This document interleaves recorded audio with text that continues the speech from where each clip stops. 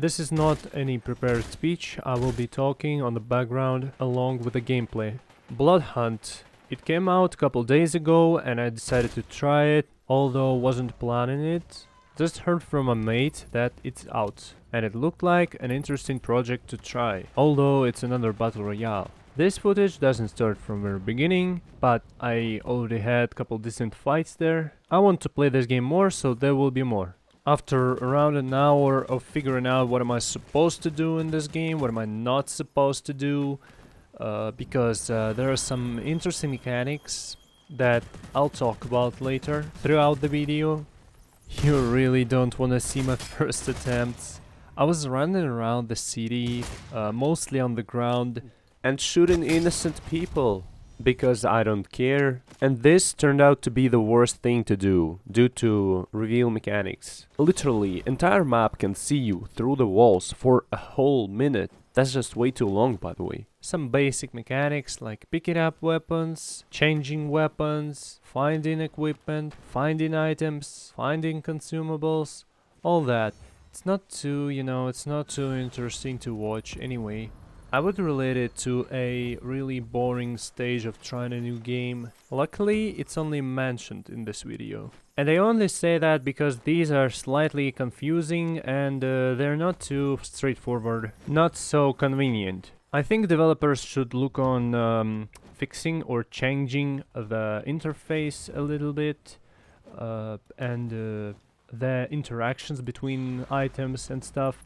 But so far it still works, it's good. Merely delivering what's enough. But what's better is the whole movement and combat. This is where Blooodhunt begins to shine.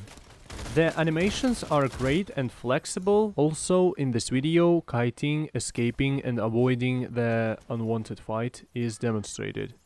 With the map verticality, with the free flexible movement, you are really able to pick fights that you want and avoid the ones you don't want to have.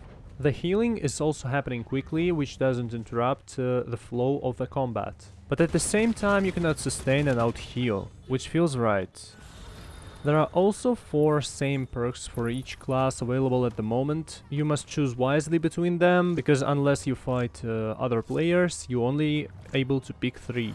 My personal favorite at the moment is Sanguine, because it applies passive health regeneration, which helps a lot at kiting, and overall be less healing dependent. Also, just like in this fight I had, passive health regeneration literally saved my life, as I was only 18 health left at one moment, and the Sanguine healed me for much more. I'd be dead there without it.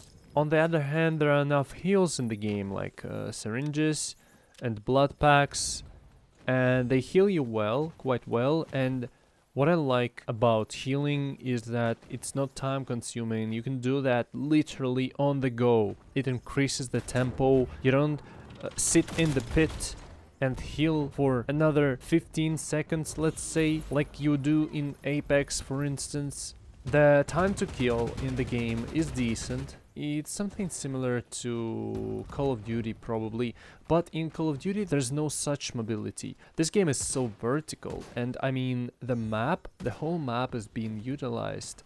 I feel like I'm playing a AAA project. Am I, by the way? I don't know if this game is classified as AAA, but graphics wise and movement wise, gameplay wise, and with all the potential to it, as you can expand the classes, you can expand the perks, the abilities, the weaponry, you can even work on different maps. So it feels to me this is a promising product. It reminds me of my first impressions on Warframe when I first tried it. It was pleasing and fun to play, a matter of taste, and here it's the same. The game is only out for 2 days, but it feels polished and well done already.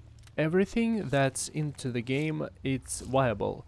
I mean, there's even melee, and depending on classes or your perks that you get from citizens, you can fight with melee weapons better than with firearms, and it's still going to work. Not only that, right in this run, behind the scenes, unfortunately, I didn't record that because didn't count it as a big highlight. But imagine, I damaged one guy for 190 health. So he was like 10 health left, and he knocked me. And he was really low HP. And it was happening on the roof, somewhere around the roofs. And I just dropped down from the roof.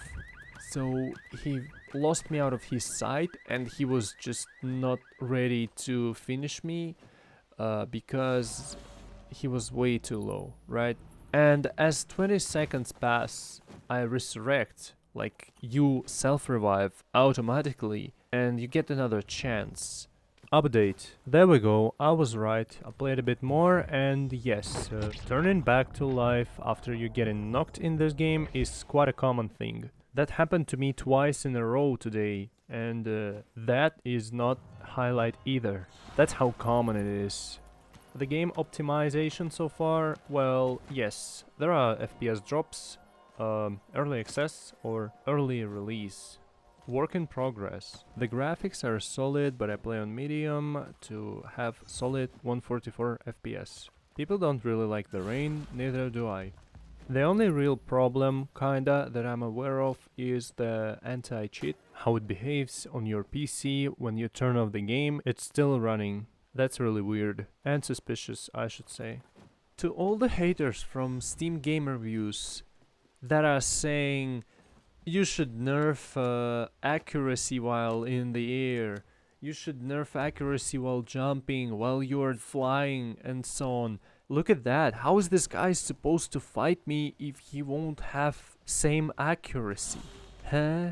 Leave it as it is, it's all perfect, it's all well balanced. Don't mind players complaining about you should nerf b-hopping, complaining about they cannot land their shots, as wise guy in the comments in these reviews, and good old bastard Cranky once said, get good. That's what he said. This was not a game review, just first impressions and raw gameplay footage for viewers to judge. Gonna play more of that, hope I'll also stream that on Twitch. So far it's looking promising and very not disappointing.